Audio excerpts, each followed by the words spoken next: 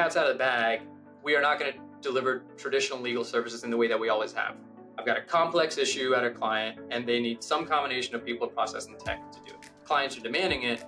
We are going to figure out a way to do it. So how do we not just help you with the project, but become your long-term co-develop partner in a legal service? I've always found that just being more attuned to the business, putting on a business hat rather than a lawyer hat or a legal hat, gone a long way. And I think what that means in practice is that sometimes you do need to put metrics and KPIs around work. Sometimes you do need to kind of speak the language of the CFO. There's always moving pieces, right? There's always ambiguity. What's the best business solution? What's the best talent solution? What's the best tech solution? How do we move all of these pieces together, like in a 5D chess board kind of way? We're seeing a fundamental shift right now in the legal industry, both from where you can buy services and how you can buy services and how the services are delivered and enabled. This is Leveraging Latitude, cultivating a full life in the law. Please join us on our journey as we discover how to leverage the hard work of becoming a lawyer to achieving success and leading a rich and fulfilling life in the law. Hey everyone, welcome back to Leveraging Latitude. Today we're going to be diving into the hot topic of legal innovation, ALSPs, client-centric solutions, and I'm joined again by my colleague and co-host, Tim Haley. Tim, how are you doing today? I'm doing great, Alex. How are you doing? I'm doing great too. I'm so excited about today's guest. Yeah, it's a mutual friend of ours, one of the great innovators in the legal space right now.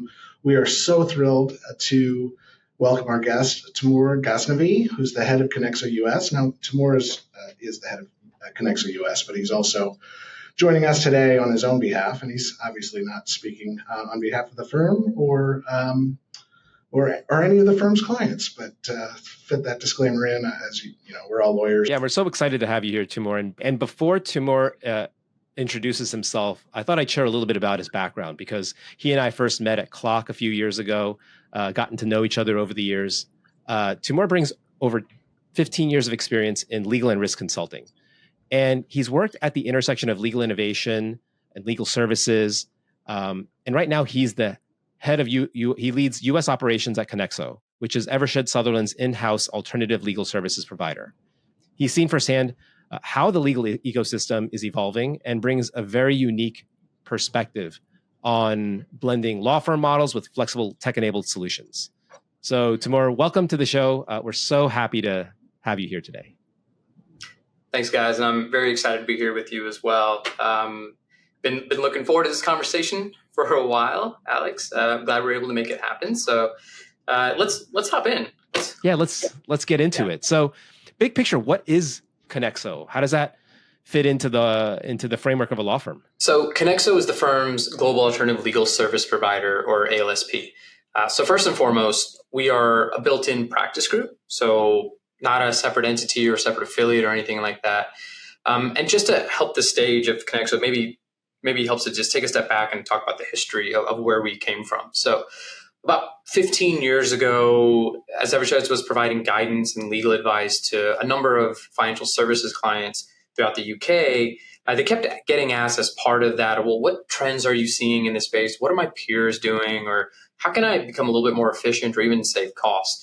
So as part of that, this idea of a consulting agency built into Eversheds came about, started as Eversheds Consulting, and that continued to evolve. There were some interim resourcing components of it built in. And then as that was evolving in 2017, Eversheds merged with our US firm, Sutherland, Aspel, Brennan, and became this global law firm, which is now about 3,000 attorneys across 70 offices in more than 30 countries. In 2019, Konexo officially launched as a branded team there in the UK and also in parts of Asia. And then in 2020, we brought Konexo over to the US and really started to make that another offering with our US component as well. I joined Konexo about 8 months ago in December, and now looked under the hood, understood really of what we do, both from in the US and then globally.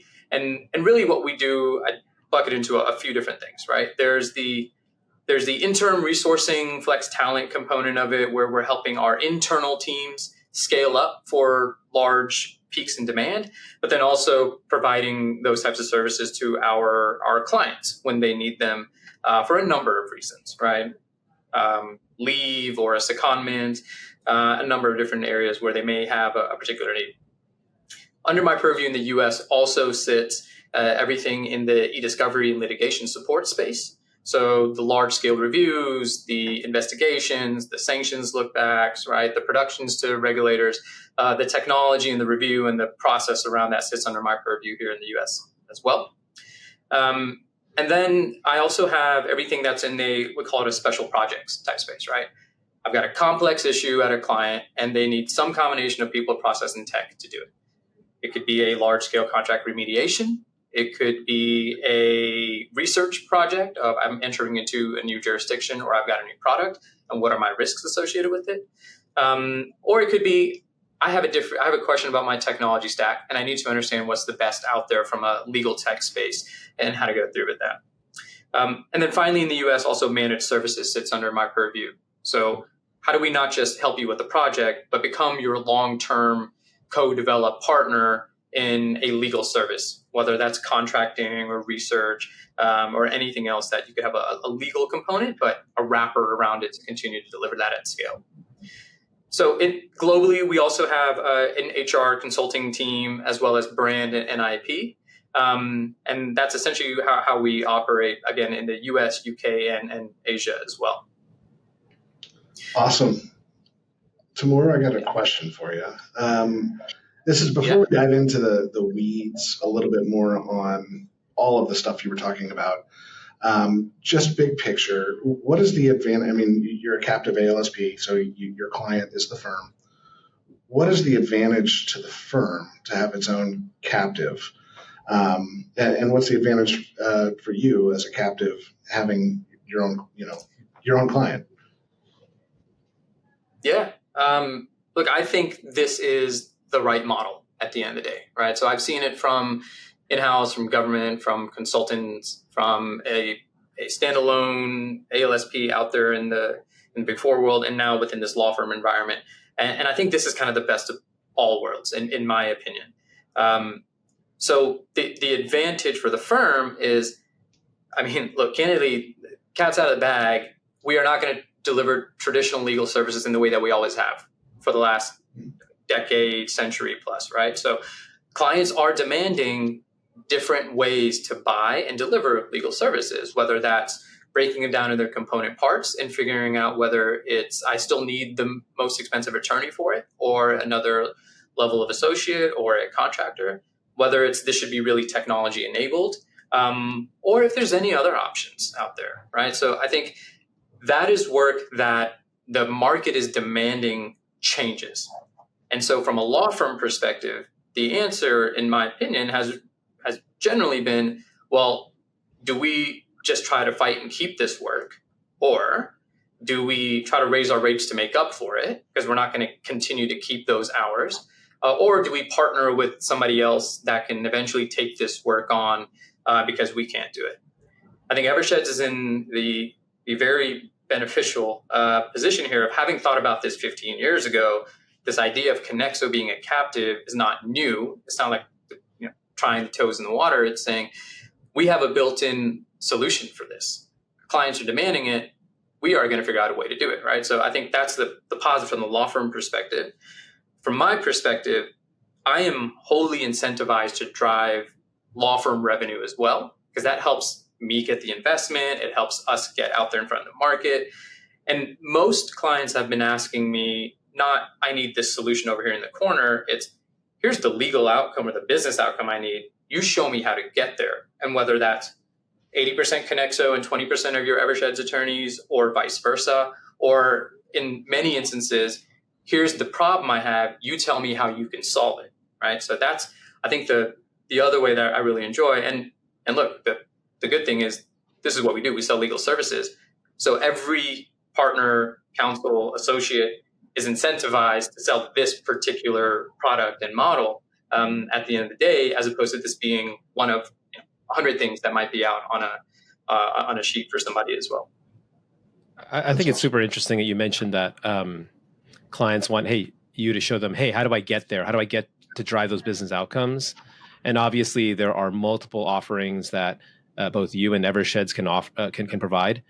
Tell me more about your ecosystem partnerships, because I think it sounds like part of the value you're also adding is your judgment as it relates to finding partners within the ecosystem who can help provide solutions to those problems. And in Latitude, here at Latitude, we're very fortunate to be one of your partners. Tell us more about how you play that role for your clients. Yeah, no, it's a good point, and it reminds me of a tough but important lesson I learned doing some large scale implementations, global implementation at one of our clients. And I think the concept was like, do not try to be everything to everyone, right? Mm-hmm. That is where things will break down, whether it's from a quality standpoint or process or pricing. You cannot be everything to everybody. But what you can do is be resourceful and say, I may not have the answer, and have the wherewithal and, again, self-awareness to say, I may not have the right answer, but I know who does. And let me bring that partner to the table for you, because we're going to together put this wrapper around it and provide the right answer for our client. So that's where, working with you all has been great, because there are components where, we certainly have some resources on our side. We have former Eversheds attorneys, clients, et cetera. And then there's always this need to say, well, Tim and Alex, we need some scale. We need a specific ask, right? We have a need to kind of look in both of our worlds and say, how do we solve this problem together for a client? And I think at the end of the day, it's the right thing for the client, which is, I kind of take this approach of, if you do the right thing, you'll generally end up in the right place. At the end of the day. So I think that's been really helpful. We do that in a couple of other places as well, right? Whether it's in our discovery hosting or in some other areas, in the areas that we practice as well. I think it's the right end of the day answer. The difference is we can only bring on those partners and ecosystem partners that have the same end goals, right? Same level of quality, same understanding of the market. Because at the end of the day, the clients are saying, Eversheds, you solve this problem. Mm-hmm. Up to you how you solve it. But if it goes wrong, I'm coming to you, right? So we are incentivized to make sure we find the right people, the right partners in here to deliver those end results for our clients. Yeah, that's a great answer. It's a great question too, Alex. I think the legal ecosystem has been evolving immensely. Certainly in the last 10 years. And I know there's a lot of practitioners out there now who, we could use the word legal ecosystem and they think to themselves, like, what are you talking about? But I mean, on the base level, it's the software programs you use, right? It's the expert witnesses you have. It's the discovery companies you use. It's all of the outside folks that help you be a better lawyer and help the firm be a better firm to their clients. Taimur, you came into this about 8 months ago. Could you describe the process of, just briefly, figuring all of this out, right? Like figuring out who your partners were, figuring out where your goals were. How did you educate yourself into your little space of this legal ecosystem? Yeah, I mean, so the good thing is I felt like this is the aggregation and accumulation of every position I've had over the last 15 years. So I've had experience in discovery space, and then in the consulting space, and then global managed services side, and even some recruiting when we were doing some managed services before, right? So I was like, okay, I generally understand what I'm doing here. Now let me make sure I get it within this particular environment and from that ALSP world. So, I think the years in the legal transformation space also helped me in that when we would go into a client's environment, we'd say, okay, what's your people strategy, your process, your tech, who are your outside vendors, what's working, what's not, do that kind of SWOT analysis and figure out where those opportunities lie and align that with, well, that's great, but what is the leadership actually telling you that they want to do? How does this fit into the broader strategy? I want to run really, really fast, but is that something that I'm going to get the investment and the support to be able to do?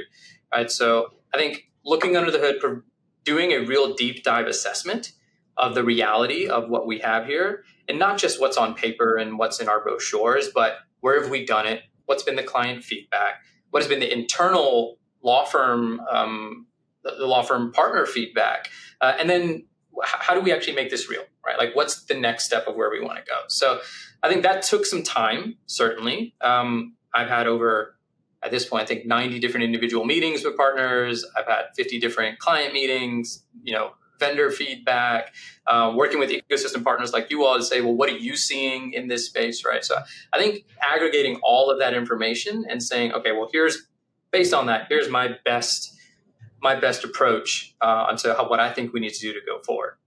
Can we dig into that? Because I know you and I talked about this at Clock when we met up, but also right before we recorded, we shared about how you have been traveling and kind of going on a listening tour. What are those trends that you're seeing and hearing these days?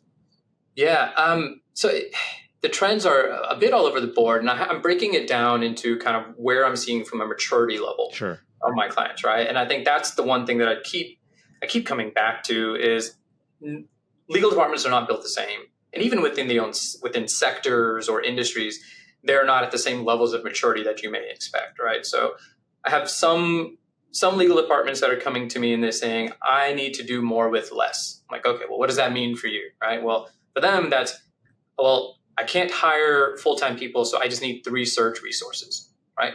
But for others, they're saying, the rest of my business is moving so fast and I am just not able to keep up. I need scale, right? And so people is an answer for a while, but eventually, how do I actually keep up with the demand and not add significant amount of additional resources? So that's, how do I drive technology? How do I drive process? How do I even maybe send some of this back to the business and enable them with the right tools so that they can do this themselves? So I'm not becoming the bottleneck in that place, right? So I think I'm seeing a little bit of those both. I don't have enough. I need to cut costs versus I just need to speed up and I need to keep up with everything that's going on. Taimur, when a client asks, how do we do more with less? What's your process in advising on something like that, something as broad as that? Yeah. Well, look, in a past life, I think the techie in me would probably want to jump straight to a tool and say, hey, here's the technology solution that's going to solve for you. But I think my experience leading some legal transformation in financial services taught me to take a zoom out and take a look at the broader issue and the business issue at hand. And knowing that tech is just one tool in my toolbox, right? And whether that's an AI solution or a workflow solution, it was just one component of it.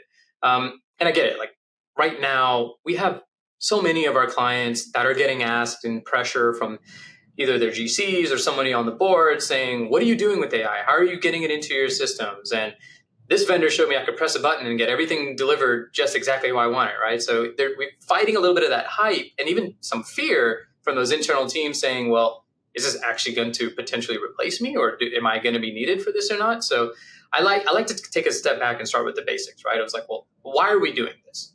And is it because the business needs to move fast, or is it because there's a cost issue here, or is there a new risk that you need to underlie?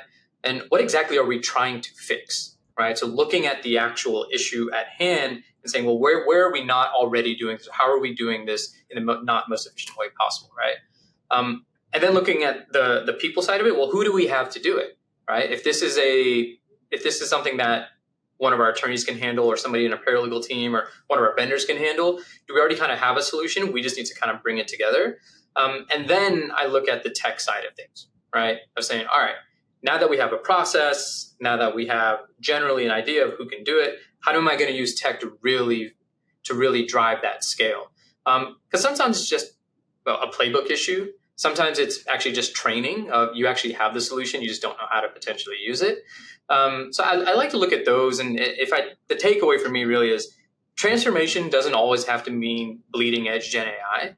And not every process even has the same ROI, right? So sometimes just incremental steps that gain a little bit of efficiency are more than enough, but then you build in that kind of people solution on the back end of it and say, here's what's going to get you the rest of the way there.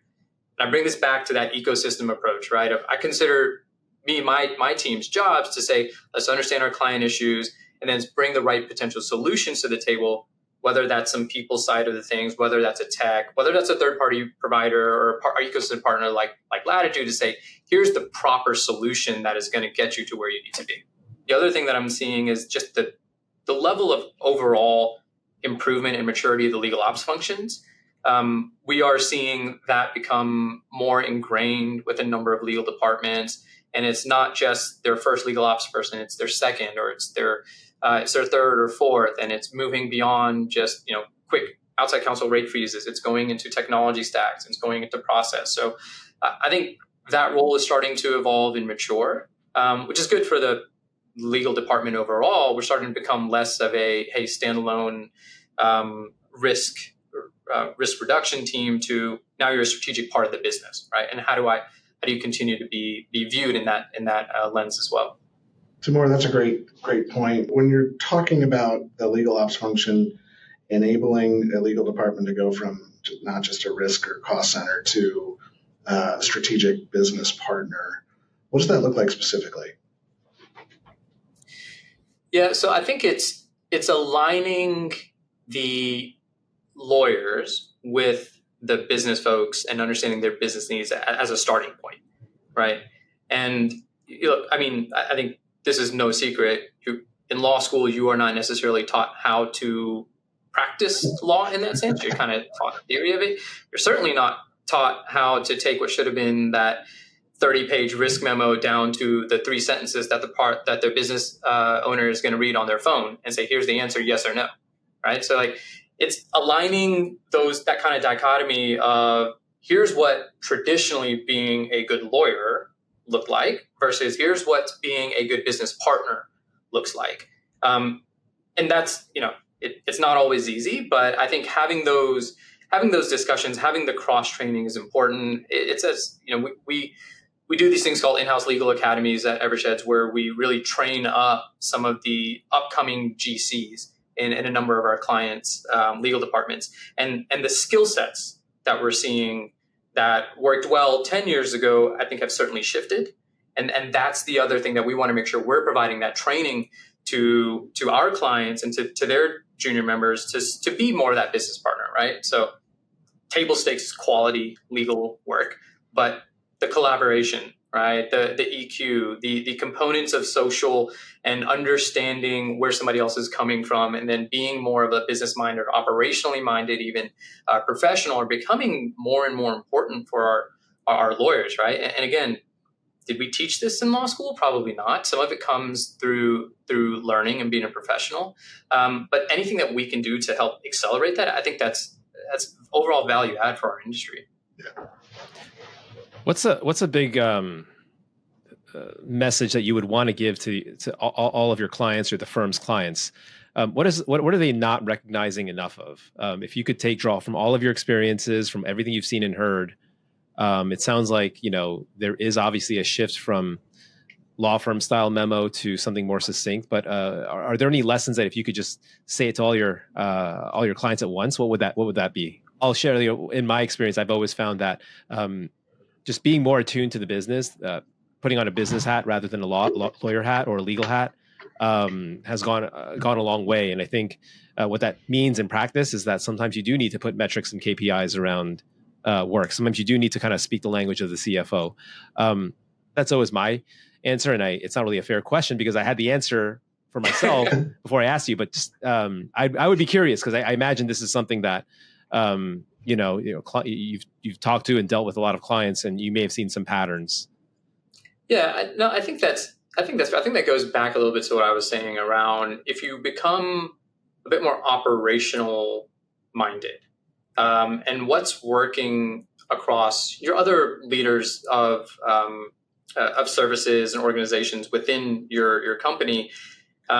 It's kind of having that same level of rigor and saying, look, I understand in the past if the CEO or someone from the board came and asked me for these metrics, usually it takes me 2 to 3 weeks, maybe 4, and it's kind of a best guess and some anecdotal evidence of what's actually working, right?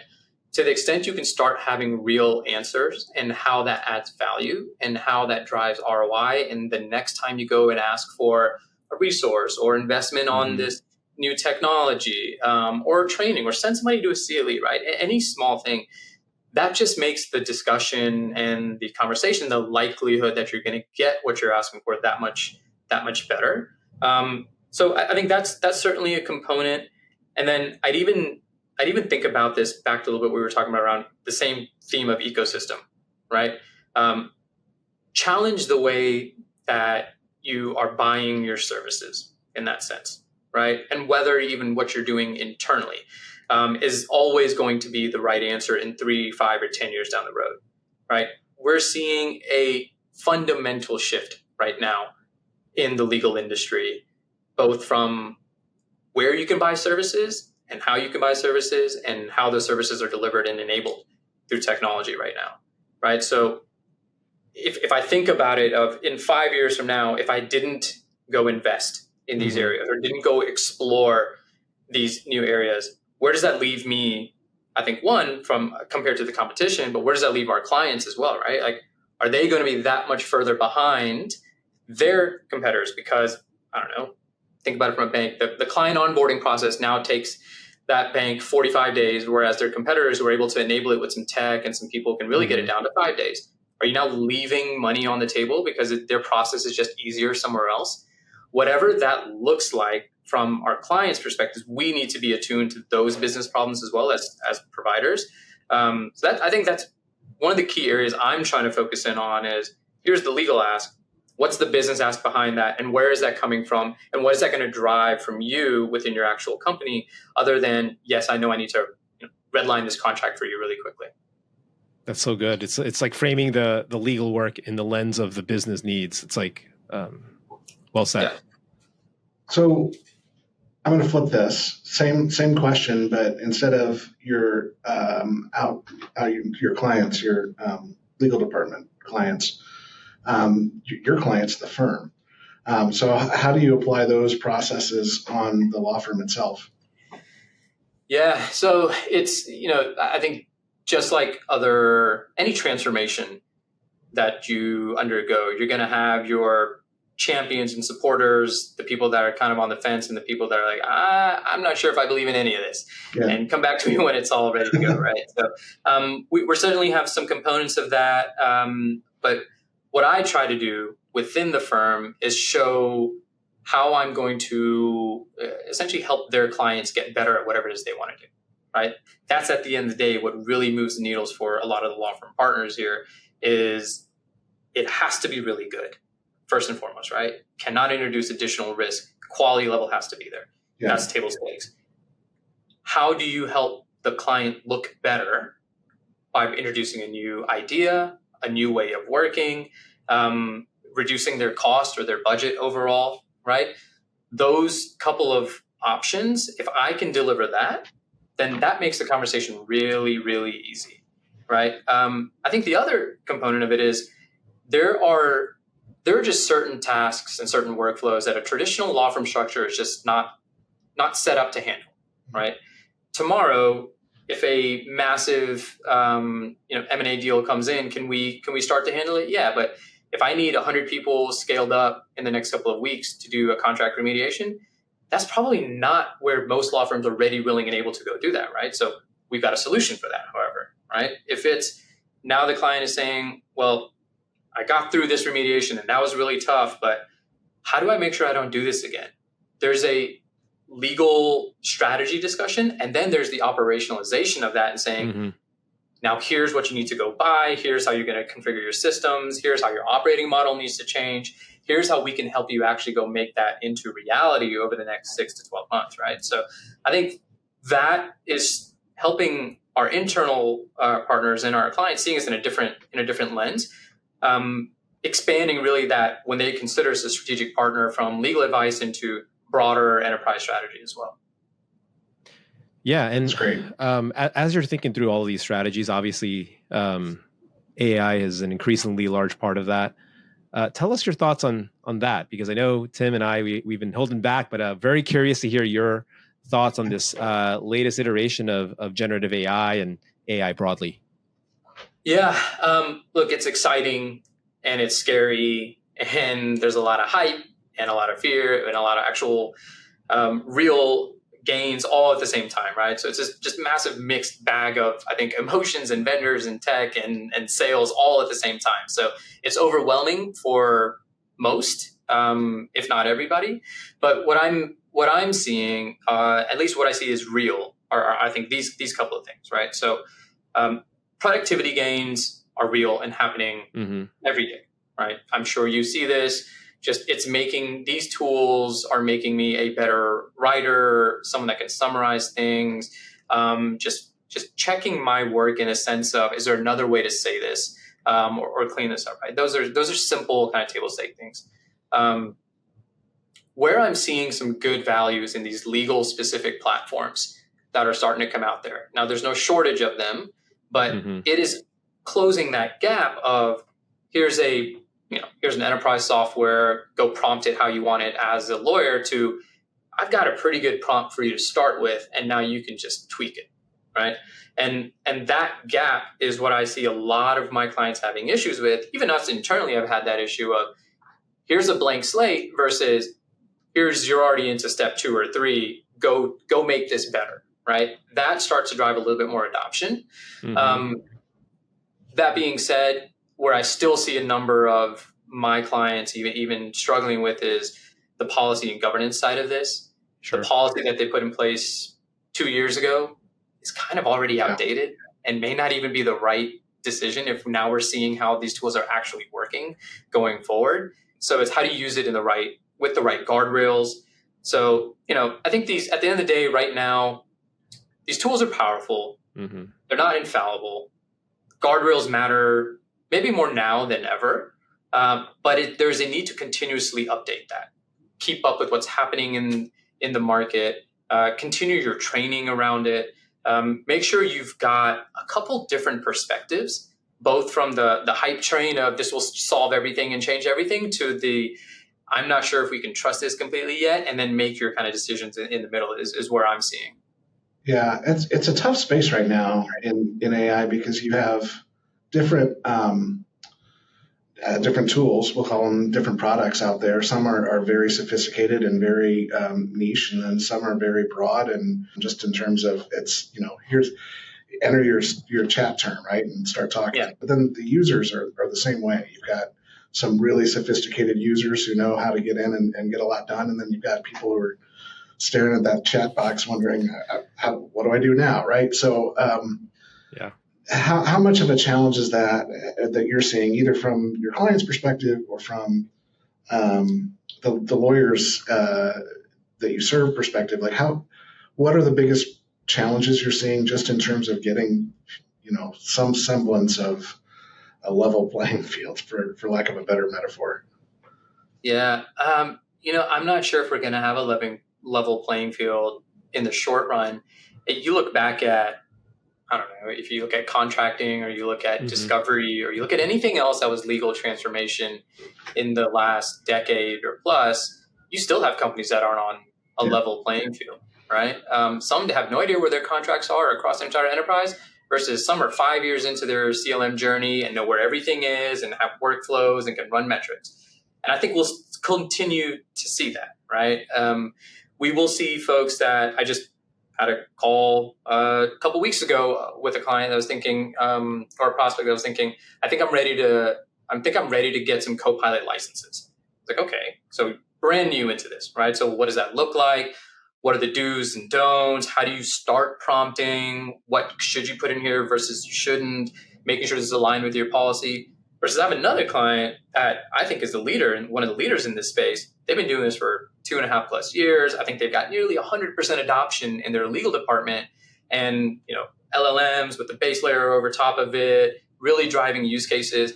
And they're at the point of saying, not, hey, how do I get started, but how do I run faster, right? So I need people that can come in here and help me fine tune that prompt and get it to how it can actually go into an agentic workflow and not just solve problem 1, but how does it trigger problem 2 and then trigger prompt 3 and go from there, right? So they've got that, like as I was talking earlier, they have that problem of scale of how do I go faster because now everybody's in, everybody sees the value, and how do we go versus the other ones of I'm at the starting line and I think I want to get going. How do you help me do it without immediately jumping into the deep end there? What implications do you think there are for hiring and legal talent? Because, you mentioned this wide range of appetite or phases of AI adoption.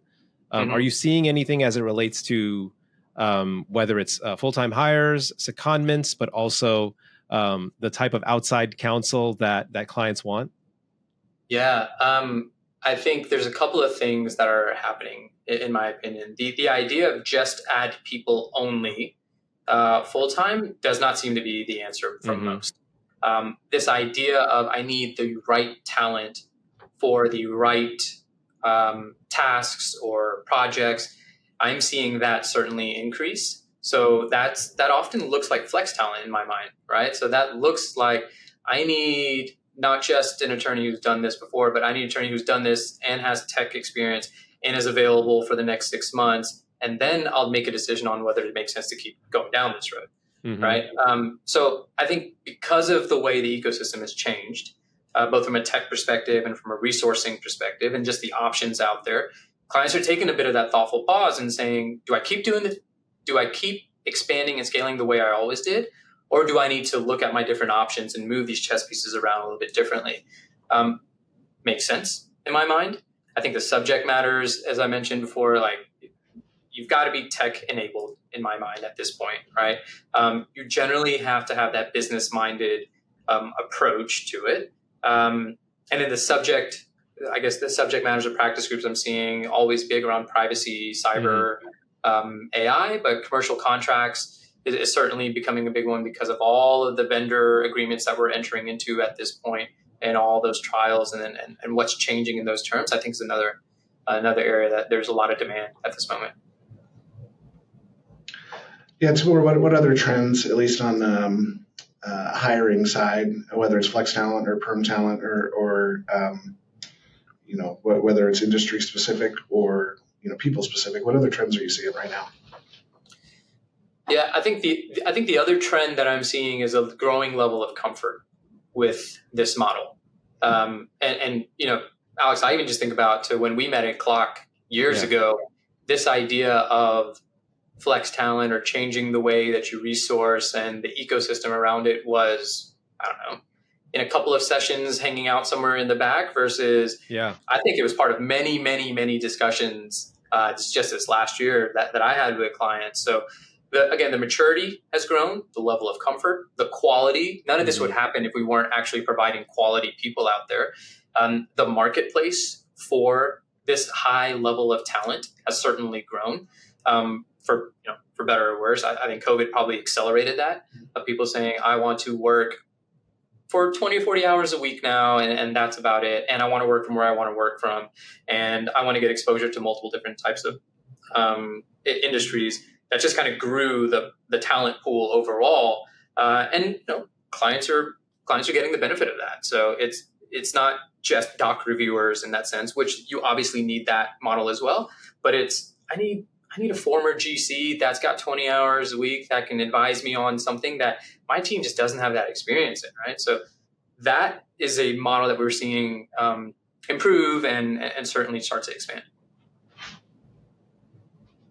I see the same thing, and I'll just double down on what you said because the point you made earlier about how the legal work has to fit into the broader goals of the business. I mean, CFOs and leadership is expecting this sort of fluid thinking around resourcing from all of the functions, not just legal. It's happening, everywhere. And if you have a strong base of talent that can essentially do the work and without committing to a full-time hire, especially for episodic up and down work with up and down volume, you want to take advantage of it and take a look at it. So, it's very much echoing what we're seeing here. Tim and I are seeing here at Latitude. Yeah.